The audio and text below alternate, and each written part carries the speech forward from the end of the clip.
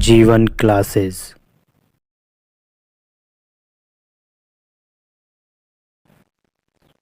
Hello students, welcome to Jeevan classes. Last video में हमने देखा था कि मैनोमीटर्स के कुछ क्वेश्चंस हमने सॉल्व किए थे और मैनोमीटर के बारे में हमने पढ़ा था। आज नेक्स्ट टॉपिक हम शुरू करने वाले हैं, बायंसी। बायंसी होता क्या है, ये थ्योरी के माध्यम से हम देख लेते हैं। When a body is submerged in liquid an upward force is exerted the body by the fluid. ठीक है, when a body emerge in A fluid, जब एक बॉडी क्या होती है, फ्लूइड में इमर्ज डूबी हुई होती है, तो उस पर एक फोर्स काम करता है, एक फोर्स एक्सर्ट होता है, जो किसके द्वारा होता है, फ्लूइड के द्वारा होता है। दिस फोर्स जो अपवर्ड है is equal to the weight of the liquid displaced by the body and is called the force of buoyancy. Body के द्वारा जो वाटर डिस्प्लेस्ड होता है उसके वेट के इक्वल ये बायंट फोर्स होता है और इसकी डायरेक्शन कैसी होती है, अपवर्ड होती है। ठीक है, फिगर के माध्यम से समझ लेते हैं। ये हमारे पास एक बॉल है, इस पर एक फोर्स एक्सर्ट किया जा रहा है जो मैनुअली है। क्लियर, इस बॉल पर इस फ्लूइड के, ये इसके चारों तरफ जो भी फ्लूइड है, इस फ्लूइड के द्वारा एक फोर्स एक्सर्ट होगा, एक फोर्स लगाया जाएगा जो किस डायरेक्शन में होगा, अपवर्ड डायरेक्शन में। ठीक है, तो इस मैनुअली डाउनवर्ड फोर्स के अपोजिट डायरेक्शन में एक फोर्स काम करता है जो होता है बायंट फोर्स। नेक्स्ट देख लेते हैं cause of buoyant force. Buoyant force के कॉजेज क्या क्या हैं। Buoyant force is the upward force on an object exert by the surrounding fluid.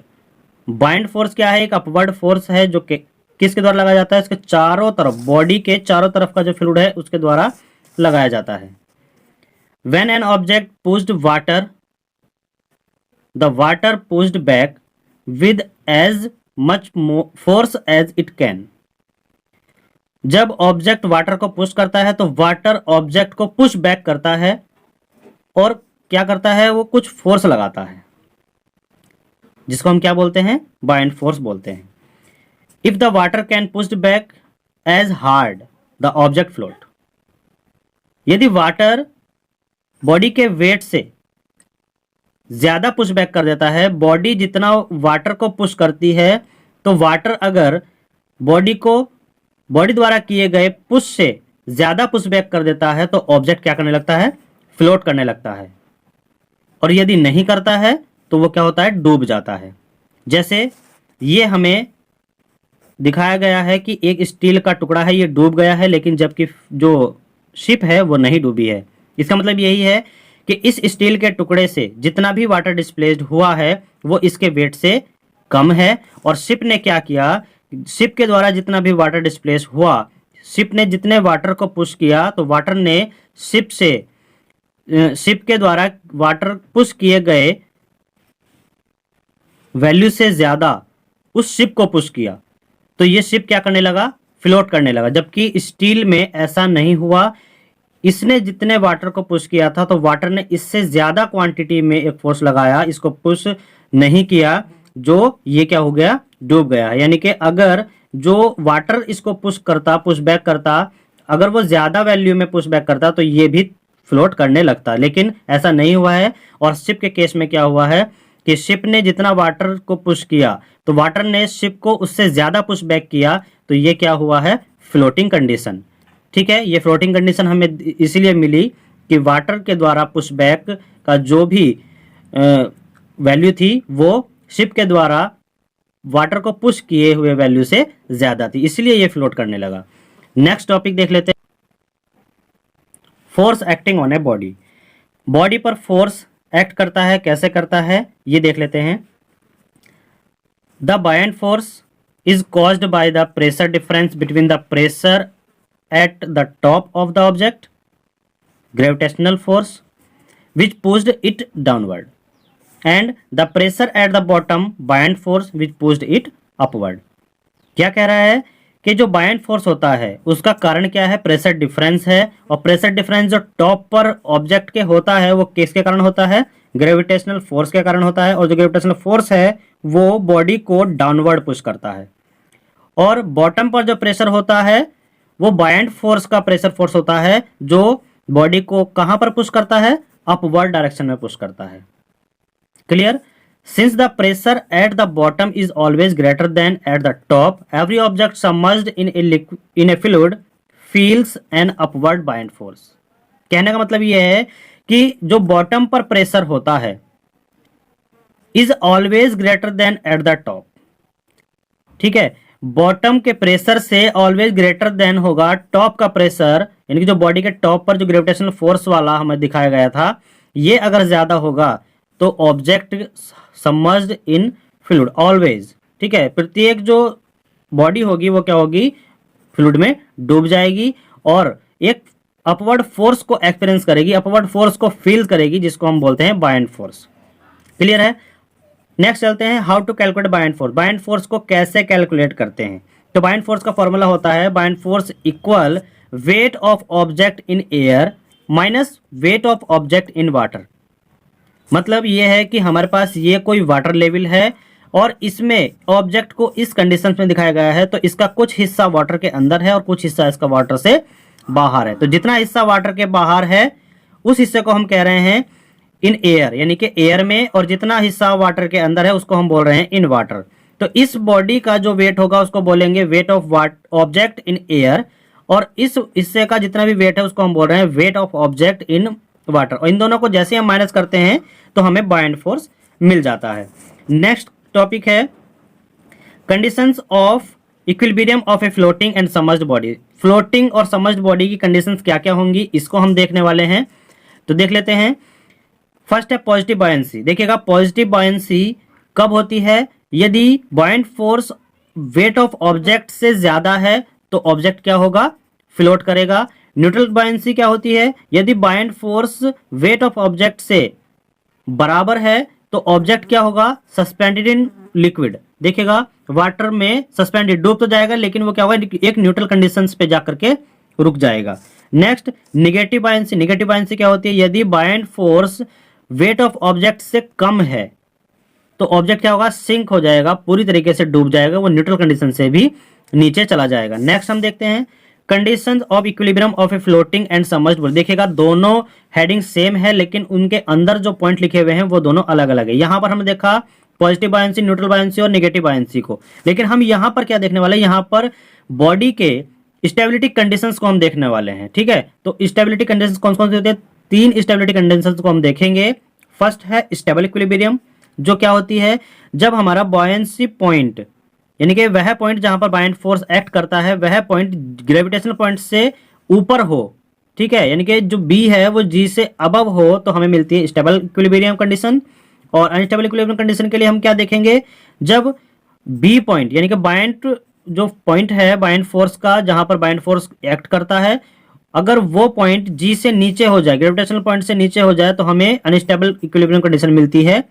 और न्यूट्रल में हम क्या देखते हैं कि बी और जी दोनों सेम पॉइंट पर हैं तो हमें क्या मिल जाता है, वहां पर न्यूट्रल कंडीशन मिल जाती है, न्यूट्रल इक्विलिब्रियम कंडीशन मिल जाती है, किसकी, सबमर्ज्ड बॉडी की। क्लियर है? नेक्स्ट देख लेते हैं क्या कह रहा है कि a ship made of iron float while an iron needle sink. इसका कहना यह है कि आयरन से बना हुआ जो शिप है वो फ्लोट करता है जबकि आयरन से बनी हुई एक निडल सिंक यानी कि डूब जाती है। तो देख लेते हैं क्या है in the case of ship. Ship के केस में क्या होता है, which is hollow from within the weight of water displaced by the ship is more than the weight of the ship hence it floats. Ship जो होता है वो अंदर से क्या होता है, हॉलो होता है, खोखला होता है, और जो उसके द्वारा वाटर डिस्प्लेस्ड किया जाता है उसका वेट मोर देन होता है weight of the ship, ship के वेट से। यानी कि ये कह रहा है कि वाटर डिस्प्लेस्ड यानी कि wait of water displaced by the ship is more then wait of the ship. Ship के वेट से शिप के द्वारा डिस्प्लेस किए गए वाटर का वेट है वो ज्यादा है, इसलिए ये क्या करने लगता है, फ्लोट करने लगता है। यहां पर देख रहे हैं कि एक ये शिप दिखाया गया है और इसके अंदर एक क्या है, एयर इन बोट, यहाँ पे बोट में एयर है और यहाँ पर क्या है, ये फ्यूल टैंक है। तो इसके द्वारा जो भी फ्लूइड डिस्प्लेस्ड हुआ उसका टोटल वेट, यानी कि weight of fluid displaced is greater than weight of ship. ठीक है, इसके द्वारा डिस्प्लेस्ड किए गए वाटर का जो वेट है वो ज्यादा है इसके खुद के वेट से। नेक्स्ट में इन the case of iron needle, iron needle के केस में देख लेते हैं विच इज कॉम्पैक्ट। कॉम्पैक्ट का मतलब होता है ये एक जगह सिकुड़ी हुई होती है, एक जगह बंधी हुई होती है, एक जगह यानी कि हम कह सकते हैं कि बिल्कुल ठोस होती है। The weight of water displaced bye it, इसके द्वारा जो भी वाटर डिस्प्लेस्ड का वेट है वो क्या है, मच लेस, बहुत ही कम है, किसके, अवन वेट के, इसके खुद के वेट से। तो हम यहां पर देखते हैं कि ये कंडीशंस जहां भी बनती है यानी कि water displaced by the object is less then, ठीक है, is less then weight of object, wait of water displaced is less then weight of object, तो जो भी हमारे पास ऑब्जेक्ट होगा वो सिंक हो जाएगा, डूब जाएगा। नेक्स्ट हम चलते हैं, एक एग्जाम्पल है और उसको हम समझने का प्रयास करते हैं, देखते हैं क्या कहता है। ए पर्सन वेट 250 न्यूटन, एक पर्सन है उसका वेट कितना है, 250 न्यूटन है। While swimming in the Dead Sea, वो क्या कर रहा है, स्विमिंग कर रहा है। When outside of the water, जो भी वाटर आउटसाइड गिरा, दे वेट 600 न्यूटन, उसका वेट कितना है, 600 न्यूटन है। What is the buoyant force acting on them, तो उस पर जो बायंट फोर्स है वो कितना है। विल दे सिंक और फ्लोट, वो क्या कर रहा है, सिंक कर रहा है, फ्लोट कर रहा है, उसकी कंडीशन भी हमें बता देनी है।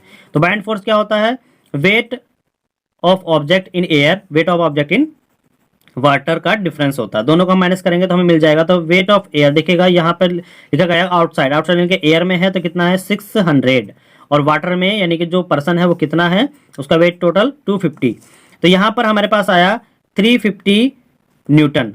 और देखिएगा अगर बायंट फोर्स की क्या होता है, ग्रेटर देन होता है ऑब्जेक्ट के वेट से, तो बॉडी क्या करने लगती है, फ्लोट करने लगती है। ये हमने कंसेप्ट अभी पढ़ा था कि अगर बाइंड फोर्स बॉडी के वेट से ज्यादा होगा तो बॉडी फ्लोट करने लगेगी, ठीक है, वो फ्लोटिंग कंडीशन होगी। तो यहां पर the person will float because, the person will float, float करेगा बिकॉज देयर, क्योंकि there weight in the water is less than the buoyant force, यानी कि वाटर में जो उसका वेट है, पर्सन का वेट है वो क्या है, लेस देन है बाइंड फोर्स से, इसलिए क्या करेगा, पर्सन फ्लोट करेगा, जो वो आदमी है वो तैरने लगेगा। नेक्स्ट चलते हैं centre of buoyancy. Centre of buoyancy क्या होती है, डेफिनेशन के माध्यम से देख लेते हैं।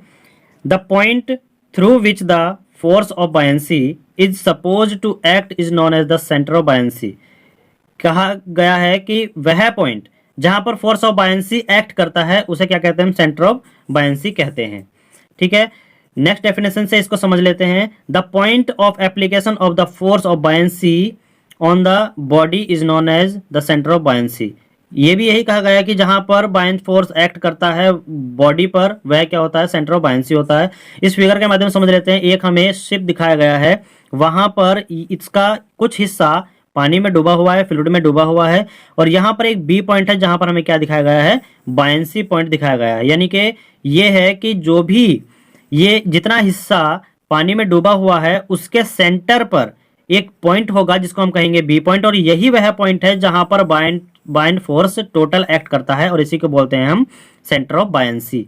अंडर वाटर वॉल्यूम, यानी कि जो ये वॉल्यूम है यही इसके अंडर वाटर है, और इसके सेंटर पर एक पॉइंट होगा बी, और उस पर क्या करता है, बायंट फोर्स एक्ट करता है, इसी को बोलते हैं सेंटर ऑफ बायंसी।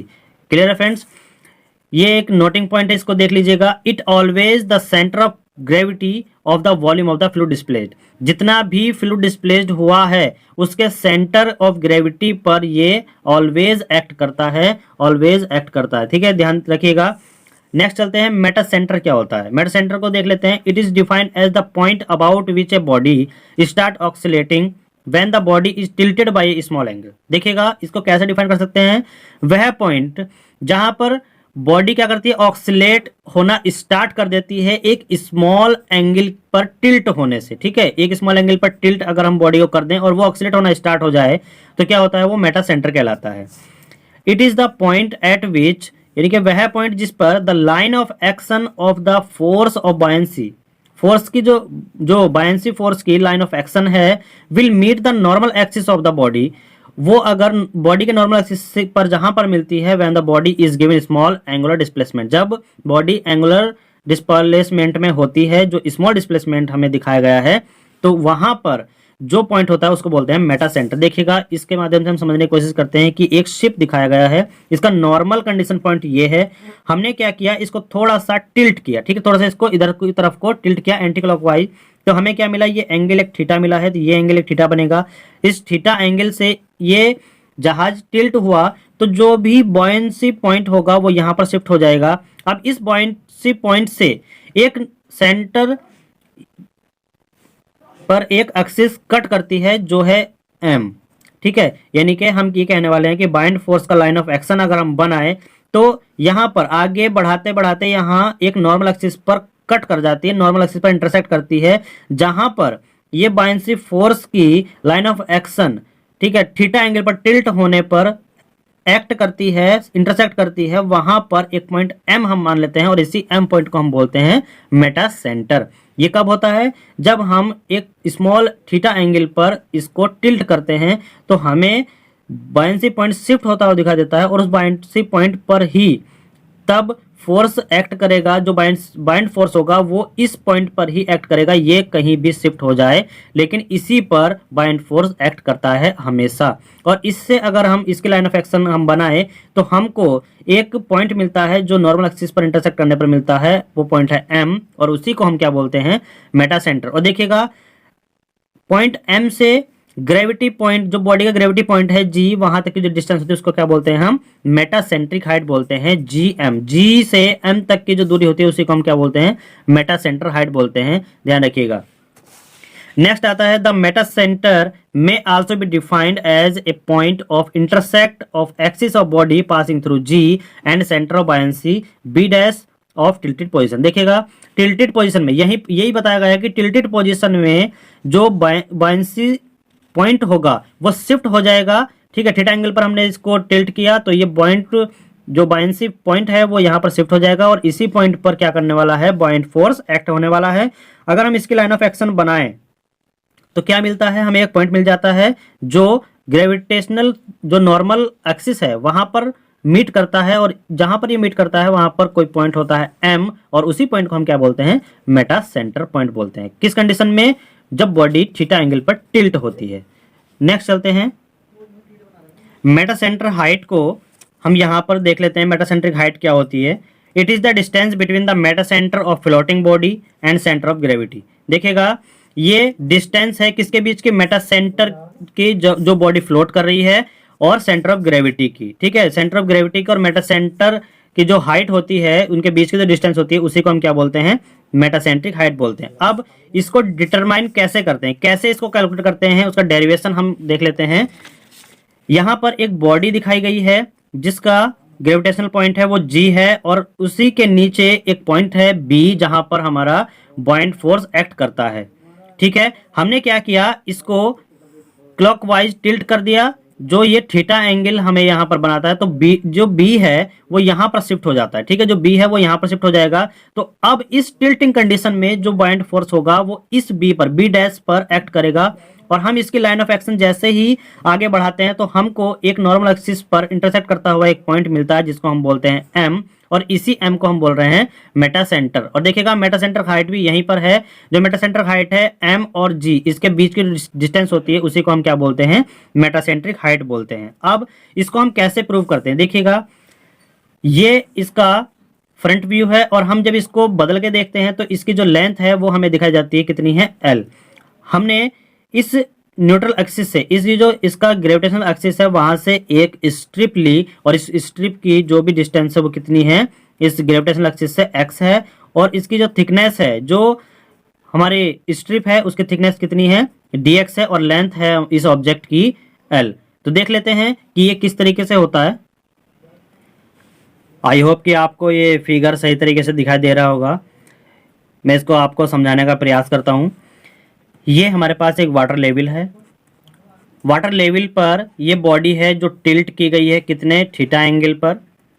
तो हम क्या देखते हैं, इसका जो ये एक्सिस है ये यहाँ पर दिखाई दे रहा है, तो ये थीटा एंगल और ये भी क्या होगा, एंगल थीटा होगा। तो जब हमने इस बी डैश का जो फोर्स दिखाई दे रहा है, बाइंड फोर्स, इसकी लाइन ऑफ एक्शन हमने ली, तो हमें यहाँ पर एक पॉइंट मिला जो इस ग्रेविटेशनल एक्सिस पर इंटरसेक्ट करने से मिला है, तो उसको क्या बोल रहे हैं, हम एम बोल रहे हैं, और इसी को हम मेटासेंटर कहते हैं। और मेटासेंटर हाइट जो जी और एम के डिस्टेंस है उसको हम क्या बोल रहे हैं, मेटासेंट्रिक हाइट बोल रहे हैं। इसी को हम कैलकुलेट करने वाले हैं। तो देखिएगा यहाँ पर हमने क्या दिखाया गया है, ये बॉडी थी और ये था इसका फ्रंट व्यू और इसका साइड व्यू हम देखते हैं। तो ये इसकी लेंथ एल हो जाएगी और जो इस ग्रेविटेशनल एक्सिस से कितनी दूरी पर है, स्ट्रिप जो हमने ली है वो है एक्स डिस्टेंस पर, और स्ट्रिप की जो थिकनेस है वो कितनी है, डी एक्स है। तो देखिएगा हम यहाँ पर ये देखते हैं कि जो भी हमने ये सेक्शन देखा था तो उसमें हमें क्या मिला कि एक ये कंडीशन हम देखने वाले हैं। देखिएगा ये है और यहाँ पर ये स्ट्रिप है, ठीक है, यहाँ पर ये स्ट्रिप है और यहाँ ये जो पॉइंट ओ है इससे कितनी डिस्टेंस पर है, एक्स डिस्टेंस पर, लेकिन जो थिकनेस है उसकी स्ट्रिप की वो कितनी है, डी एक्स है। तो टोटल हम क्या कह देते हैं, ये इसकी हाइट हो गई। और देखिएगा ये एंगल बहुत ही स्मॉल है, यानी कि हम बोलते हैं theta is very very small. Theta क्या है, वेरी वेरी स्मॉल है। तो क्या होगा कि जो भी हमारे पास ये हाइट होगी, इस हाइट को हम क्या कहने वाले हैं। सो फ्रेंड्स देखिएगा हमारे पास यहाँ पर ओ पॉइंट है, इसी से एक्स डिस्टेंस पर एक स्ट्रिप ली गई है और स्ट्रिप की जो भी थिकनेस है वो कितनी है, डी एक्स है। इस डी एक्स पर हम क्या करते हैं कि जो स्ट्रिप है वो ए और बी पॉइंट हमने मान लिए, और जो यहाँ पर हमें पॉइंट दिखाई दे रहे थे बी और बी डैश, ठीक है, ये बी है और बी डैश, दोनों पॉइंट हमें दिखाई दे रहे हैं। तो हम देखते हैं सबसे पहले एरिया ऑफ स्ट्रिप। स्ट्रिप का एरिया हम निकाल लेते हैं। तो देखिएगा स्ट्रिप की यहाँ पर हाइट कितनी है, एच है, और इसकी जो चौड़ाई है वो कितनी है, डी एक्स है। तो कितना हो जाएगा, area of strip H into D x हो जाएगा। अब इसका अगर हम वॉल्यूम निकालें तो वॉल्यूम में एरिया इंटू लेंथ हो जाता है। तो एरिया हमारे पास ये था और लेंथ इसकी कितनी है, स्ट्रिप की एल है, तो हमारे पास क्या हो जाएगा, H D X into L हो जाएगा। इसी के साथ साथ हम क्या निकालते हैं, wait of the body. Body का जब हम टोटल वेट निकालते हैं तो वो हम किस तरीके से देखते हैं, हमें पता है कि W equal to M G होता है और M की वैल्यू हम डेंसिटी के फॉर्मूले से निकाल लेते हैं। डेंसिटी क्या होती है, rho equal to M upon V होती है। जब यहां से हम M की वैल्यू निकालेंगे तो V रो के पास में पहुंच जाता है, तो M equal to rho V हो जाएगा, ठीक है। इस M की वैल्यू हम इस फॉर्मूले में अगर रख दें तो रो वी जी हमें मिलता है। और ये भी हम जानते हैं कि जो वॉल्यूम है स्ट्रिप का वो कितना है, H into D X into L है। तो क्या हो जाएगा, rho into H D X L into G हमें मिल जाएगा। We know that W equal to F B. देखिएगा जो W होता है वो भी न्यूटन में है और जो फोर्स और बायंसी है वो भी हमें न्यूटन मिलता है। तो इन दोनों को हम क्या करते हैं, यूनिट के अकॉर्डिंग इक्वल लिख सकते हैं। तो ये क्या हुआ, जो वेट है वो कितना है, rho into H D X into L into G है, और वही हमारे पास क्या होगा, बायंड फोर्स होगा उस स्ट्रिप पर, ठीक है फ्रेंड्स। अब देख लेते हैं जब हम इस एंगल में देखते हैं कि एंगल ओ बी ए, ठीक है, ओ ए बी में अगर हम देखें जो थीटा एंगल है वहां पर टेन थीटा क्या हो जाता है। देखिएगा फ्रेंड्स आपको दिखाई दे रहा होगा कि ये ए बी कितना है, ए बी एच है, और जो एंगल है वो कितना है, वो थीटा है, और यहां से यहां तक की डिस्टेंस है वो कितनी है, एक्स है। तो यहां पर टेन थीटा क्या होगा, टेन थीटा हमें मिलता है एच, यानी कि जो लंब है, लंब एच है और अपॉन में जो आधार है वो एक्स है, ये हमें मिल जाता है। तो tan theta equal to H upon X होगा, और एक्स की 10 के पास में मल्टीप्लाई होगी तो X tan theta equal to H हो जाएगा। तो एच की वैल्यू हमें क्या मिली है, एक्स इंटू थीटा। भी थीटा कैसे आया, theta is very very small, theta बहुत ज्यादा छोटा है, तो इसलिए टेन थीटा को हम क्या लिख सकते हैं, थीटा लिख सकते हैं। देख लेते हैं नेक्स्ट में, आप इस फिगर पर ध्यान दीजिएगा कि जो भी ये पोर्शन है, देखिएगा ये यहाँ पर एक कंडीशन दिखाई गई है बॉडी की, जब इसको हमने टिल्ट नहीं किया था, लेकिन हम जैसे ही टिल्ट करते हैं तो हमको ये फील होना चाहिए कि कुछ पोर्शन इस बॉडी का पानी के अंदर जाएगा और कुछ पोर्शन इस बॉडी का क्या होगा, इस साइड से पानी के बाहर आएगा। तो जो हिस्सा पानी के अंदर जाएगा वहां पर एक बाइंड फोर्स एक्ट करेगा जो इसको ऊपर उठाने की कोशिश करेगा। तो यहां पर हम दिखा दिया डी एफ बी, ठीक है।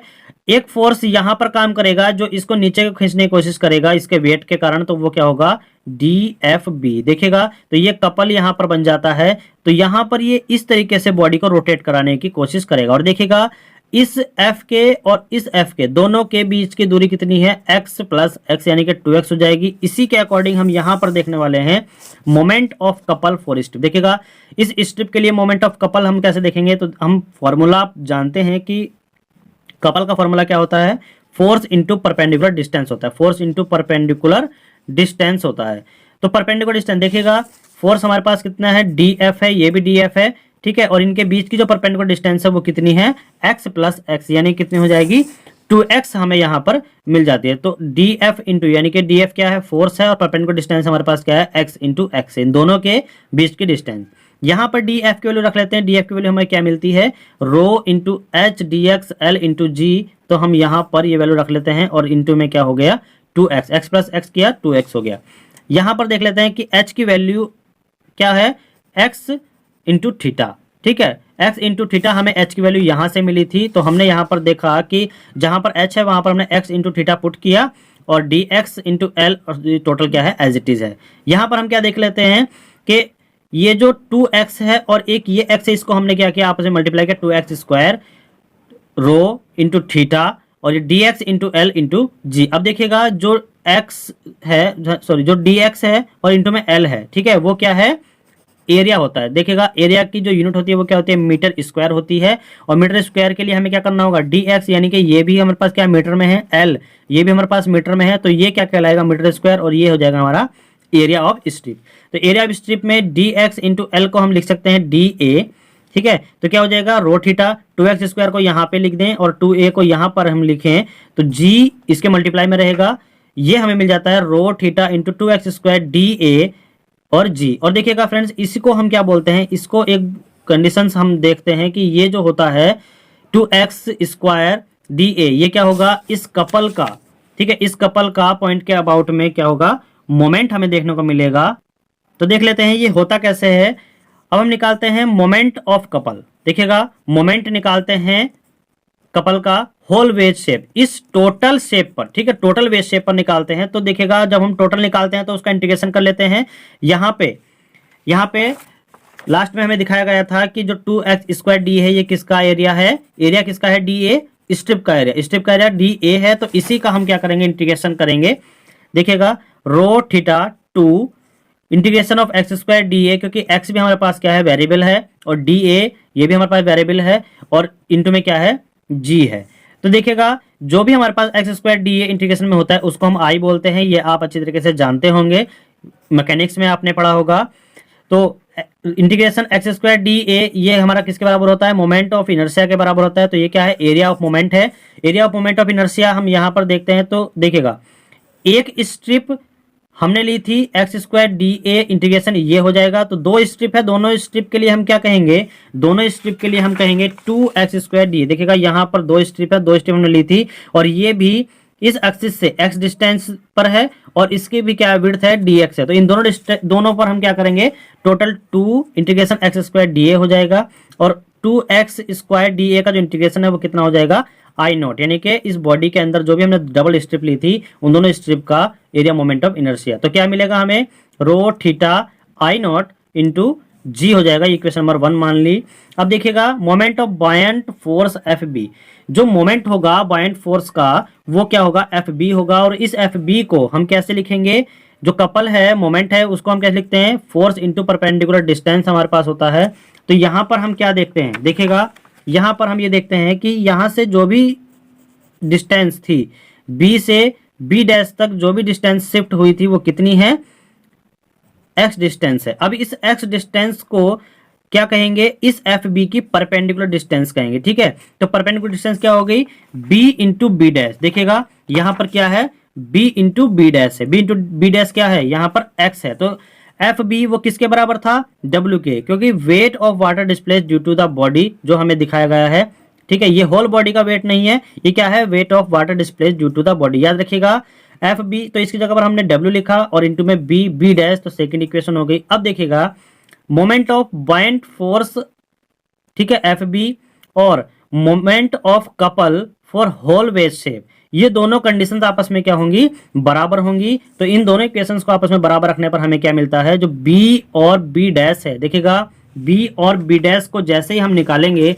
जैसे हमने यहाँ पर एच निकाला था एक्स इंटू थीटा, तो इसी तरीके से क्या हो जाएगा यहाँ पर बी एम। देखिए यहाँ पर क्या है, बी और बी डैश, इस एंगल में अगर हम लें बी से एम और एम से बी, ठीक है, क्या क्या कौन सा एंगल बैठ रहा है, ये एंगल बैठ रहा है ये वाला। तो ये बी है, ये बी डैश है, ये है हमारे पास एम, तो ये थीटा है। अब थीटा अगर वेरी वेरी स्मॉल है तो यहाँ पर हमें क्या मिलता है, बी बी डैश, फिर से वही जो बेस है बी एम और जो इसका एंगल है थीटा, जैसे हमने यहाँ पर देखा था बेस है एक्स और ये हमारे पास एंगल क्या है थीटा, तो ये हमारे पास एच की वैल्यू मिली थी। इसी तरीके से यहाँ से हम देखो, इसको अगर इस तरीके से हम करके देखें, ठीक है, इसको अगर हम इस तरीके से करके देख लें तो क्या हो जाएगा, बी बी डैश हो जाएगा और ये जो थीटा है ये निकल करके आएगा बी एम के मल्टीप्लाई में, ठीक है। तो क्या लिखा हमने, B B dash equal to B M into theta. तो यहां पर हम यही लिखने वाले हैं, जो बी बी डैश की वैल्यू है वो क्या है, बी एम इंटू थीटा है। बाकी जो वैल्यू है वो एज इट इज रहेगी। तो डब्ल्यू इंटू बी एम, देखिएगा थीटा से थीटा कैंसिल आउट, तो W into B M equal to rho G I naught, rho G I naught हो जाएगा। यहां से बी एम, अब ये भी आप देख लीजिएगा, जो बी एम है उसकी डिस्टेंस को हम बी जी प्लस जी एम लिख रहे हैं, तो वो यहां से आया फ्रेंड्स। देखिएगा बी से एम तक की डिस्टेंस हमें कैसे मिलती है, अगर हम बी जी, बी और जी प्लस जी एम, बी जी प्लस जी एम ये दोनों हम लिखें तो हमारे पास जो है बी जी की टोटल वैल्यू मिल जाती है। तो बी जी प्लस जी एम को हम लिख रहे हैं बी एम, ठीक है। तो B G rho G I naught ये एज इट इज रहेगा। अब यहां पर देखिएगा जी एम की वैल्यू हमें निकालनी है, तो जी एम को हम यहां पर एज इट इज रखेंगे, बाकी ये कहां पर जाएगा, ये इसके अपॉन में चला जाएगा और बी जी इसके माइनस में जाएगा, क्योंकि यहां पर ये कैसे में है, प्लस में था। तो रो G I naught upon rho, और देखिएगा जो हमारे पास W है, W क्या है, रो जी वी होता है, लेकिन यहां पर जो वॉल्यूम आएगा वो कौन सा आएगा, V क्रॉस वॉल्यूम आएगा। V क्रॉस क्या है, volume of body submerged in water, जितनी बॉडी वाटर में सबमर्ज्ड है, डूबी हुई है, उस बॉडी का वॉल्यूम है, ना कि होल बॉडी का वॉल्यूम, याद रखिएगा फ्रेंड्स। और माइनस में क्या आ जाएगा, BG आ जाएगा। नेक्स्ट हमारे पास जो फॉर्मूला मिलता है वो फाइनली ये मिल जाता है कि GM जो मेटा सेंटर हाइट है GM वो कितनी मिली, I naught upon volume of body submerged in water minus BG, क्योंकि यहां पर रो से रो कैंसिल आउट हो रहा है और G से G कैंसिल आउट हो रहा है, तो बचा क्या, I naught upon V cross minus में BG। याद रखिएगा जो V क्रॉस है वो volume of body submerged in water है, ना कि वॉल्यूम ऑफ होल बॉडी। और जो BG है वो क्या है, बॉयंसी पॉइंट की ग्रेविटेशनल पॉइंट G तक की डिस्टेंस है, तो इसको याद रखिएगा। नेक्स्ट हम देख लेते हैं कि स्टेबल इक्विलिब्रियम की जो कंडीशंस है वो क्या है, वो यहीं से हमें दिखाई देती है कि जो मेटा सेंटर M है, मेटा सेंटर के से हम देख लेते हैं कि स्टेबल और अनस्टेबल और न्यूट्रल कंडीशंस हमें कैसे मिलती है। वो हमने देखी थी बायंसी से, और ये हम देख लेते हैं मेटा सेंटर पॉइंट से। तो अगर मेटा सेंटर पॉइंट G से ऊपर है, मेटा सेंटर पॉइंट अगर G से ऊपर है तो हमें जो मिलेगा वो स्टेबल इक्विलिब्रियम मिलेगा। इसी हिसाब से अगर Meta centre point M G से बिलो है, नीचे है, तो अनस्टेबल इक्विलिब्रियम कंडीशन मिलेगी। और M जो है अगर G के, ठीक है, M और G एक साथ यानी कि एक ही पॉइंट पर है तो हमें क्या मिलेगी, न्यूट्रल कंडीशन मिलेगी। ये आप देख लीजिएगा। तो फ्रेंड्स नेक्स्ट चलते हैं। नेक्स्ट हम देख रहे हैं कुछ मैं आपके लिए नोटिंग पॉइंट लाया हूं, ये गाइज आपको याद रखना है, बहुत बहुत ही ज़्यादा इंपॉर्टेंट है, ठीक है। जो हम बायंसी पढ़ रहे थे उसी के बारे में टोटल ये पॉइंट लिखे हुए हैं, तो आप इसको ध्यान से देखिएगा। सबसे पहले हम देख लेते हैं कि ये जो बायंसी है ये किसके अकॉर्डिंग, किसके प्रिंसिपल पर चलता है, तो वो थे हमारे आर्किमिडीज। आर्किमिडीज इन ये कब से कब तक थे, ये 287 BC से 212 BC तक इनको देखा गया है। तो इनके बारे में जान लेते हैं। ये ग्रीक मैथमेटिशियंस थे, फिजिसिस्ट थे और इंजीनियर भी थे। Compute ratio of circle circumference of to diameter, देखिएगा इन्होंने क्या क्या दिया था, जो रेशो था उसको कंप्यूट किया था, सर्किल का सरकमफेरेंस और डायमीटर का जो रेशो है इन्होंने ही कंप्यूट किया था। और वॉल्यूम और सरफेस एरिया वेरियस शेप का जो कैलकुलेट किया था वो हमें इन्होंने ही कैलकुलेट करना बताया था, ठीक है, वो इन्हीं का इन्वेंशन था। नेक्स्ट है discovered nature of buoyancy. Buoyancy force का जो नेचर है वो कैसा कैसा व्यवहार करता है, उसका जो इन्वेंटर है वो कौन है, आर्किमिडीज ही है। आर्किमिडीज ही नहीं हमें बायंसी के बारे में टोटल इंफॉर्मेशन दी थी। तो आर्किमिडीज का प्रिंसिपल क्या है, it state that the buoyant force is equal to the weight of the fluid the object displace. देखेगा ये जो प्रिंसिपल दिया था, स्टेटमेंट दिया था, ये आर्किमिडीज ने दिया था। वो क्या था कि जो भी बाइंड फोर्स होगा वो डिस्प्लेसमेंट वेट के, यानी कि जो वाटर डिस्प्लेस हुआ उसके वेट के बराबर होगा। ठीक है, जैसे कि हमारा कोई भी ये वाटर है भरा हुआ, इसमें हम ये ऑब्जेक्ट इतना डुबा देते हैं, तो इस ऑब्जेक्ट के, ठीक है, इस ऑब्जेक्ट ने जितना भी वाटर डिस्प्लेस्ड किया, ये हमने टोटल डुबा दिया, तो इस ऑब्जेक्ट ने जितना वाटर डिस्प्लेस्ड किया उसका वेट और इस टोटल बॉडी का वेट जो होगा वो दोनों इक्वल होंगे, ये इसने बताया था। तो conditions for the totally submerged body in liquid एक बार फिर से देख लेते हैं। ये कुछ नोटिंग पॉइंट हैं जो हमने अभी तक पढ़ा उनसे कुछ अलग हैं, इसलिए मैं आपके लिए यहाँ पर लेकर के आया हूँ। फर्स्ट पॉइंट हम देख लेते हैं कि डेंसिटी ऑफ फ्लूइड जो है वो डेंसिटी ऑफ ऑब्जेक्ट के बराबर है, तो क्या होगी, बॉडी टोटली सबमर्ज्ड होगी। अब next condition, the volume of displacement water, the volume of displaced water equal to volume of object. अगर डिस्प्लेस्ड वाटर का वॉल्यूम और ऑब्जेक्ट का वॉल्यूम दोनों बराबर होंगे तब भी बॉडी टोटल सबमर्ज्ड बॉडी होगी, डूब जाएगी। थर्ड पॉइंट है बायंसी फोर्स। देखिएगा वहां पर हमने बी एफ से या एफ बी कुछ भी हम लिख सकते हैं। बायंड फोर्स वो क्या है, क्या होता है, लिक्विड, देखिए डेंसिटी ऑफ लिक्विड, लिक्विड की density into G into volume of object, और ये कैसा होता है, अपवर्ड डायरेक्शन में। और ग्रेविटेशनल फोर्स क्या होता है, F equal to M G हम लिखने वाले हैं। ठीक है, अब F equal to M G लिखते हैं तो यहाँ पर ऑब्जेक्ट का डेंसिटी हम देखते हैं और जी इंटू वॉल्यूम ऑफ ऑब्जेक्ट। देखिएगा बाइंड फोर्स में डेंसिटी लिक्विड के लिए जाती है और ग्रेविटेशनल फोर्स में जो डेंसिटी ली जाती है वो किसके लिए जाती है, ऑब्जेक्ट के लिए जाती है। ठीक है, और ये किस डायरेक्शन में एक्ट करता है, वर्टिकली डाउनवर्ड डायरेक्शन में एक्ट करता है, और बाइंड फोर्स हमेशा वर्टिकली अपवर्ड डायरेक्शन में एक्ट करता है, याद रखिएगा। नेक्स्ट पॉइंट है जो नेट फोर्स निकलेगा। देखिएगा यहाँ पर ये अपवर्ड फोर्स बाइंड फोर्स है, ये डाउनवर्ड फोर्स जो है ग्रेविटेशनल फोर्स है। अगर हम इन दोनों का माइनस कर दें तो हमें मिल जाता है नेट फोर्स, और नेट फोर्स हमें मिलता है लिक्विड की डेंसिटी माइनस ऑब्जेक्ट की डेंसिटी इंटू में जी इंटू वॉल्यूम ऑफ ऑब्जेक्ट, ये हमें मिल जाता है। अब यहाँ पर देख लेते हैं कि जो फ्लोटिंग करती है, जो बॉडी फ्लोटिंग करती है उसकी कंडीशंस क्या होती हैं, कि अगर density of object is less then density of fluid तो बॉडी क्या होगी, फ्लोट करेगी। The object static equilibrium, object जो है वो स्टैटिक इक्विलिब्रियम में होगा। The object is only partially submerge, और जो ऑब्जेक्ट होगा वो पार्शली सबमर्ज हो सकता है, कब, जब फ्लोटिंग कंडीशन होगी। तो फ्लोटिंग कंडीशन में ये तीनों कंडीशन फॉलो होती हैं। तो फ्रेंड्स आज के लिए इतना ही। नेक्स्ट टॉपिक हम शुरू करने वाले हैं।